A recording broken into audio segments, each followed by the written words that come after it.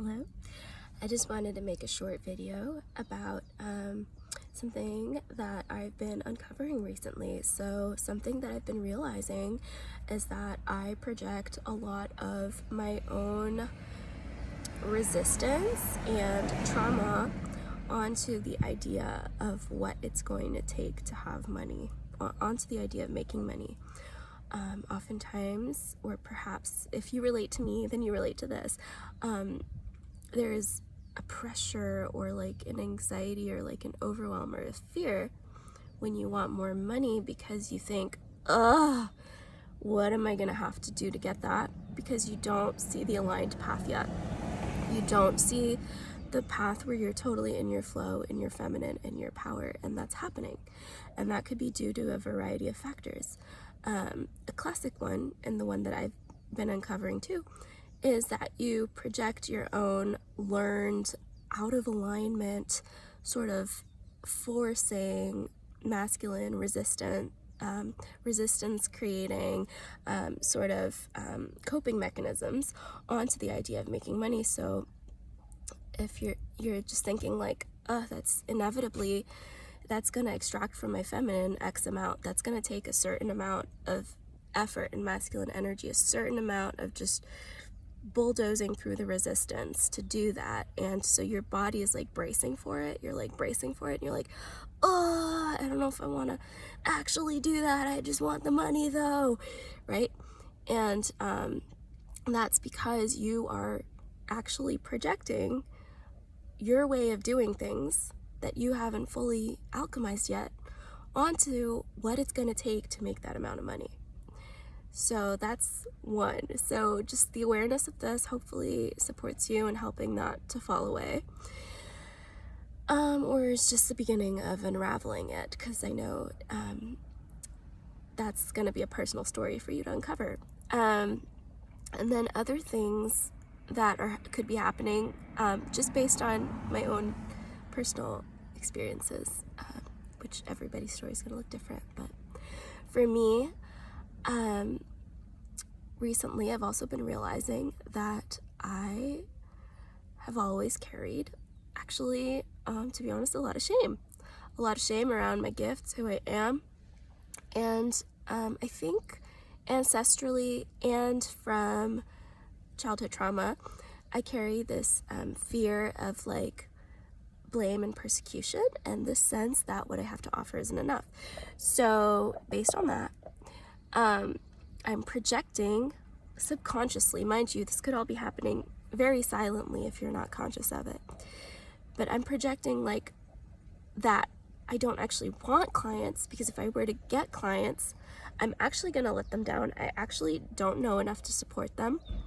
They're going to have a catastrophe in their lives following my advice, and they're going to make it all my fault, and they're going to blame me for taking their money, and I'm going to feel like I just stole their money and didn't give them value, and then they're also going to blame me for ruining their lives, or just come at me, or just make me bad. And so there's this subconscious idea that I'm actually bad for the things I want to help with, because it's not actually potentially catastrophic and not helpful. And so that's one of them. Another one, so it all boils down to like fear of being seen and like imposter syndrome and like all these things, but usually it's a very, very, very specific feeling in each of us and story associated with that. And I uncovered this morning, today, that my story was actually, anytime somebody, and this isn't actually always true, it's just may have felt like it happened before, right? Like anytime somebody entrusts me with a lot of money and like a big service that they need, it has the potential to go downhill, and I have the potential to be blamed for it. And so I'm realizing expanding my capacity to transmute that, because it's not always going to be true. It's potentially rarely going to be true, potentially almost never true, if not never. But also just realizing like the feelings and the stories that I have associated to deserving that, actually being bad, actually being not enough in what I have to offer are not real. And so alchemizing all of the false beliefs and the stuck negative energy around that. Negative is like not really a word I want to apply here, but like, you know, just the stuck density around that needs to be freed up and healed, and that gets to transform. And then on top of that, it's also realizing that when that does happen, I'm gonna have to be able to hold it. And everybody under the sun who's ever run a business, except for the ones who have never, ever, ever, ever, ever fallen prey to projection or disappointed anyone ever, has those moments where the client is showing up in such a way where they're like, damn, I overpaid for that, or she didn't give me what I wanted, or, you know, she let me down, or her expertise wasn't aligned with what I needed, or it wasn't enough, or she made my situation worse, or she was too expensive, or like all of these are very real things that businesses deal with on a daily, and life goes on, right? It's a part of it. Not everybody is necessarily going to be aligned, but the crazy thing is the more we purify our personal vibrations around this, the less that's going to happen anyway. The more constant like soul alignments are going to happen. And to be very vulnerable with you, the flip side of this coin is, what kind of client am I? What kind of customer am I? Am I the customer that like penny pinches, or not penny pinches? That's not where I'm trying to go with this. Like, where do I get this idea from that people are like that, right? True, I get it from the fact that I've seen people be like that. Do I sometimes get this evidence from the fact that I'm like that? I might not want to know or think that I'm like that, but are there times where I'm like, I feel like my hands are tied, and like where I'm acting like a victim around a purchase that I'm making, where I'm like, I can't not make the purchase, but I don't feel good about this purchase, and it is too much money, and I'm spending this money, but it's not in an empowered way.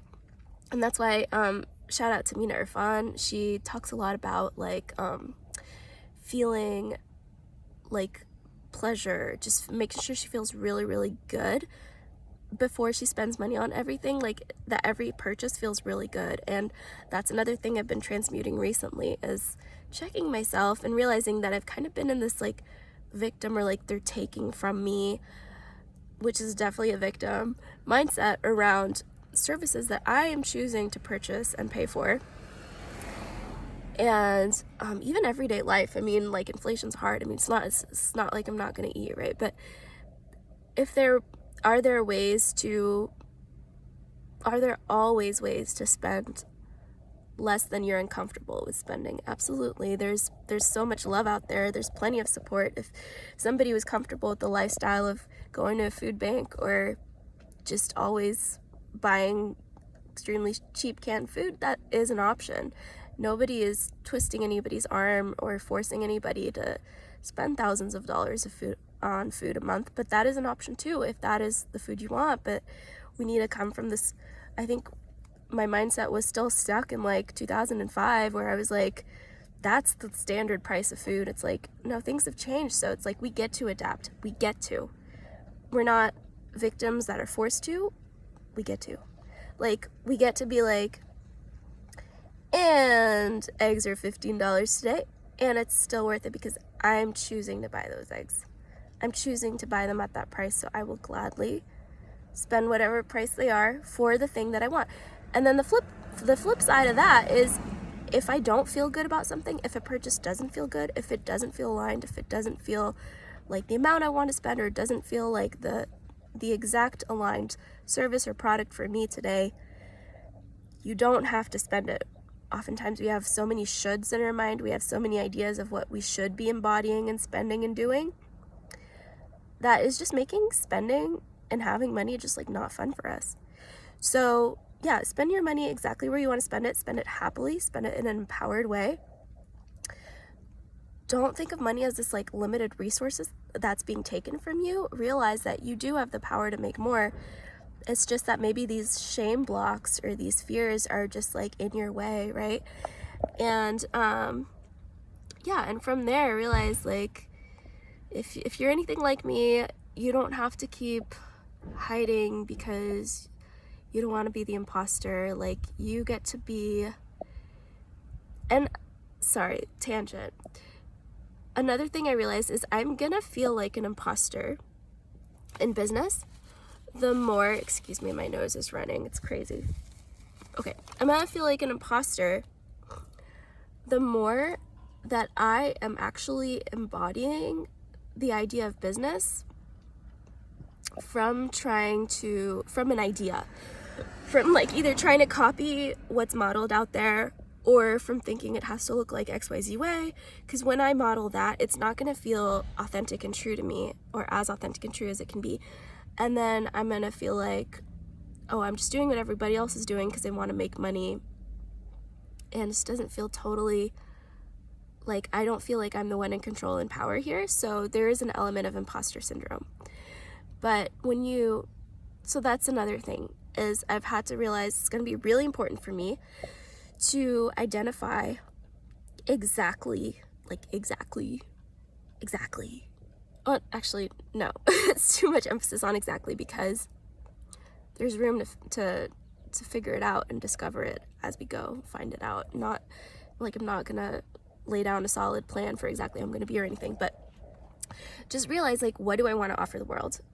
And become very confident, very understanding of the notion that I get to show up in any way that I really want. I mean, the only real forced common denominator, and even this isn't forced because I could make it an in-person business if I wanted to, but I'm kind of wanting to go online because that's what makes it mobile and helps reach the masses, at least in my mind. So that's the one factor where I am copycatting, or like I feel like I have to do this thing that feels a little foreign to me, but it's like probably worth it.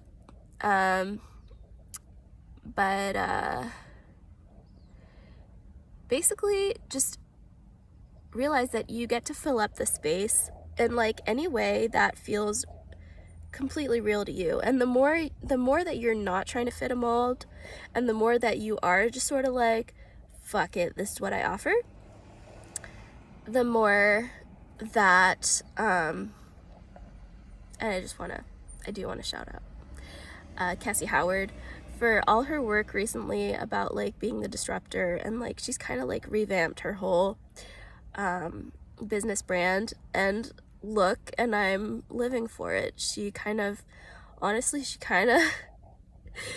threw the light, she brought the lightning, she threw the light back into the idea of business, because I genuinely, she's right, I genuinely was thinking like business isn't for me because this looks so freaking stale and stupid, and her embodying herself in her professional business kind of made it look like it brought the hope back. It made it look like it could be fun again, and it invigorated me with an understanding that like I get to do this anyway I want. Granted, there was a bit of a limiting belief in the back of my mind that was like, but she built it the conservative way, and then now she's going rogue, which doesn't mean that she would have made the same money being rogue from the beginning. I don't know how true that is. I don't know if there's any truth to that, or how much of a limiting belief that is, but I'm choosing not to focus on that, because I want to and need to, for my own sake. I need to believe that I can be successful totally being myself. So whether it's gonna make millions the first year or not, I have to just go with me and know that I can be abundant regardless. So there's that. And now where was I going with anything?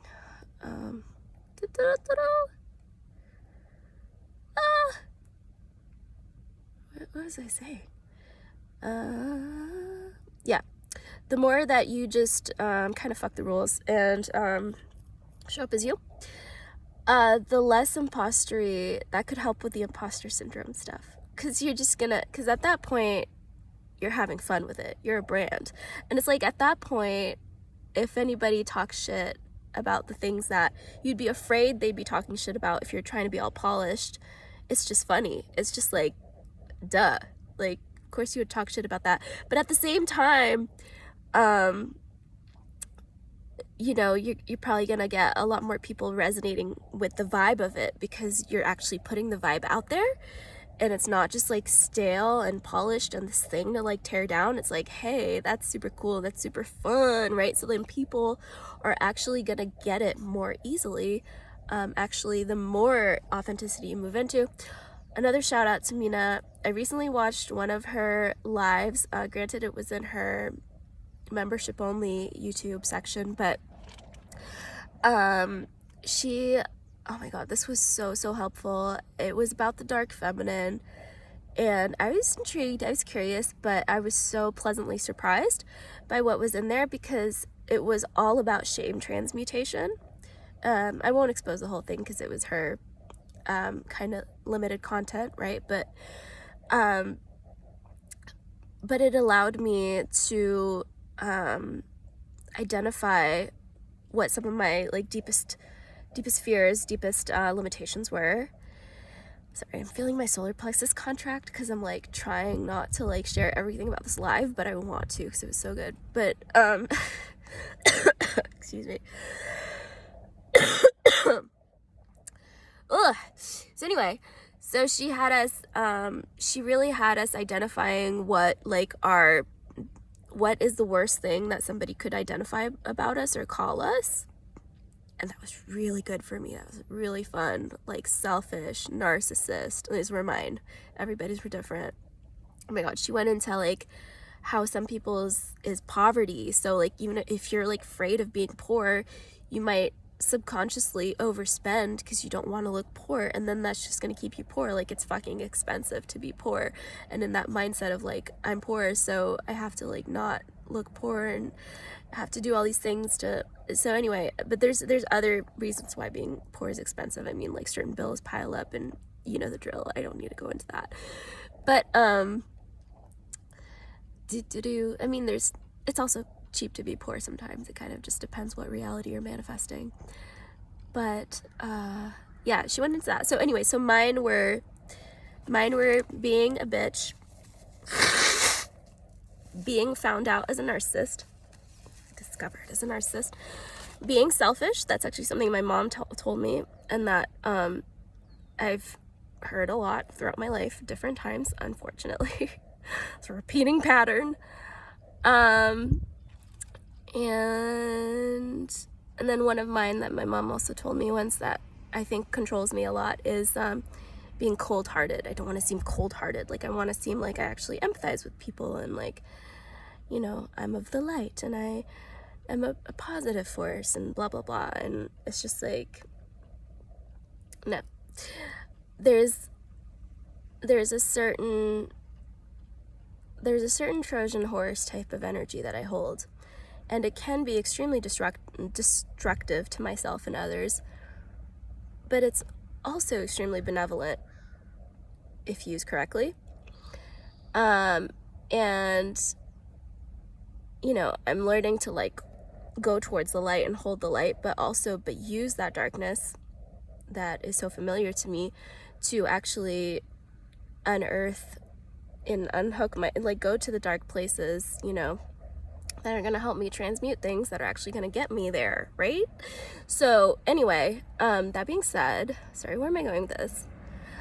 So this is actually, I just want to quickly say, this is one of the reasons why I didn't create a YouTube channel forever, was because I was like, just felt a lot of pressure around being like clear and concise, and I had a story that if I rambled on YouTube or had one of those rambly ones, that it would just like oversaturate YouTube with like poor content. But then I just like made peace with how maybe somebody wants to listen to my rambles, and maybe there's going to be a lot of value in them, and that my rambles can be a benefit, and maybe in the future I won't be so rambly. Who knows? Or maybe this is exactly what the people want. So here I am rambling. But yes. So owning, taking those judgments that you absolutely under no conditions can be identified as or called, like selfish, narcissist, like all these, like, whatever's scariest to you, and owning it and just being like, okay, yeah, I'm narcissistic sometimes, and so what? Or the example that they were doing on the live too was like, this one girl was like, hers was like a bitch, and Mina was just like, oh, no, that girl wasn't on the live. She was referencing her from one of her events, but regardless, at the event, they got her to like admit that she was a bitch and that it served her sometimes. And so what? So the fuck what? And that was really transmutational and healing for her, was how it was conveyed. So that was really helpful, and the reason that's important is because we were talking about how you got to take those things that you're afraid of being in your business and transmute any shame around them. Because if your business is to be a full expression of yourself, and if there are any elements of your core true self that have been shunned in the past, or maybe even ancestrally in your bloodline, and that are just that you've been like safekeeping and guarding and hiding and not letting out in the open and not embodying fully in public, probably for a good reason, because people didn't honor them or respect them or see the value of them, but instead use them to tear you down, you still have to shine, right? And so taking your raw, very specific, very self-identified truth, right? Not just mass. I mean, I don't want to put this napkin down. It's not very beautiful in the video, if we're honest.